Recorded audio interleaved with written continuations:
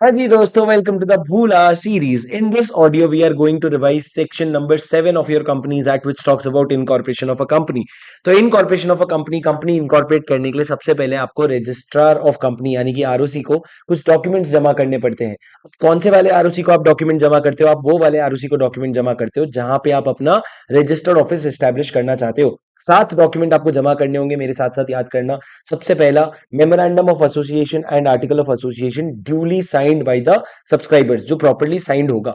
अब एमओए का फॉर्म इन्होंने दे रखा है आईएनसी 33 और एओए का फॉर्म इन्होंने दे रखा है आईएनसी 34। तो ये दोनों फॉर्म आपको जमा करने पड़ेंगे। दूसरा, आप जमा करोगे डिक्लेरेशन। डिक्लेरेशन के पहले आप जमा करोगे address correspondence till the RO is establish. जब तक आपका आरओ एस्टैब्लिश नहीं हो जाता, कहां पे आप कम्युनिकेट कर सकते हो। तीसरा जो है, आप जमा करोगे details of each subscriber and first directors. कौन कौन सी डिटेल जमा करोगे सब्सक्राइबर को लेकर के? You will submit the name, residential address, nationality and any other details of each subscriber, और उनके साथ आपको आईडी प्रूफ भी देना पड़ेगा। और ऐसे ही सिमिलर डिटेल्स आप अपने फर्स्ट डायरेक्टर्स के भी जमा करोगे, लेकिन you will also have to add director identification number यानी कि DIN along with that particular details. उसके बाद आप अपने फर्स्ट डायरेक्टर से रिलेटेड दो एडिशनल इन्फॉर्मेशन दोगे। सबसे पहला, interest in any other firms और बॉडी कॉर्पोरेट, एंड दूसरा, consent to act as a director.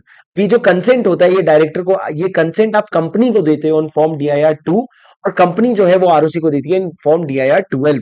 उसके अलावा आपको दो डिक्लेरेशन देना पड़ेगा।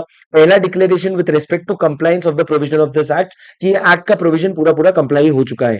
ये जो डिक्लेरेशन है ये जाता है इन द फॉर्म INC 8, और ये डिक्लेरेशन दो लोग देते हैं। पहला तो आपकी कंपनी का advocate, chartered accountant, cost accountant या company secretary in practice engaged in the formation of the company, जो कंपनी बनाने में हेल्प कर रहा है, and person who is named in the AOA as director, manager और सेक्रेटरी ऑफ द कंपनी। ये दोनों को भी डिक्लेरेशन देना पड़ेगा कि हमने एक्ट का सारा कंप्लायंस कर लिया है।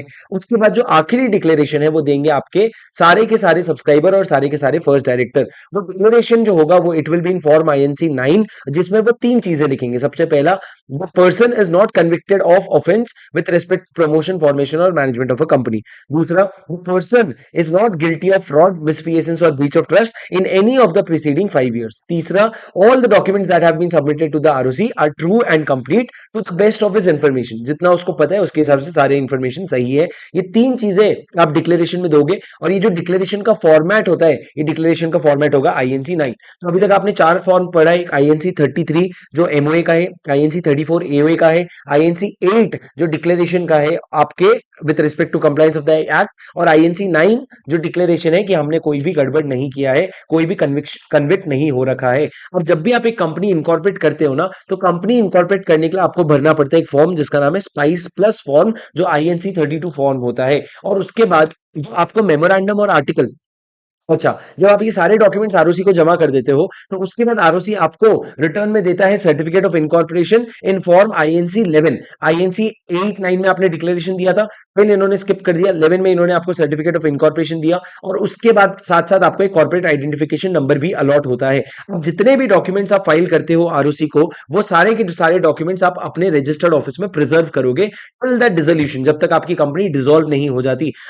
जब आप कंपनी इंकॉर्पोरेट कर रहे हो, अगर आपने कोई गलत इंफॉर्मेशन, फॉल्स इंफॉर्मेशन दिया है, या फिर कोई मटेरियल इंफॉर्मेशन छुपाया है, आपने उसको सप्रेस किया है, तो उस केस में क्या होगा? उस केस में जो भी पर्सन वो सारी चीजें कर रहा है, he will be liable under section 447। लेकिन अगर यही चीज आरओसी को इनकॉर्पोरेशन के बाद कब पता चली, if after incorporation it is proof that the person has submitted false information, in such case promoter, director etcetera will be liable under section 447। And जो आपका ट्राइब्यूनल है, he will pass any of the five orders. पहला, he will have to pass an order with respect to regulation of the management of the company, वो company का management को regulate कर सकता है। दूसरा, he may direct that the liability of the company will be unlimited। तीसरा, he may direct the removal of the name of the company from the register of companies। चौथा, he may pass an order for winding up of the company। and fifth, it may pass such other order as it may deem fit। ये पांच order जो है वो tribunal पास करेगा। Please ध्यान दीजिए कि ट्राइब्यूनल पास करेगा ये ऑर्डर्स आरओसी पास नहीं करेंगे। पर ये ऑर्डर पास करने के पहले वो एक बार कंपनी और उनके मेंबर्स को बोलने का मौका देगा, अपॉर्चुनिटी ऑफ बीइंग हर्ड देगा, उसके बाद ही इस तरह के ऑर्डर पास होंगे। ये आपका पूरा का पूरा सेक्शन 7 का कॉम्प्रिहेंसिव रिवीजन है। उम्मीद है आपको पसंद आया होगा। मिलता हूं आपसे अगले वीडियो में। This is your CA buddy signing of.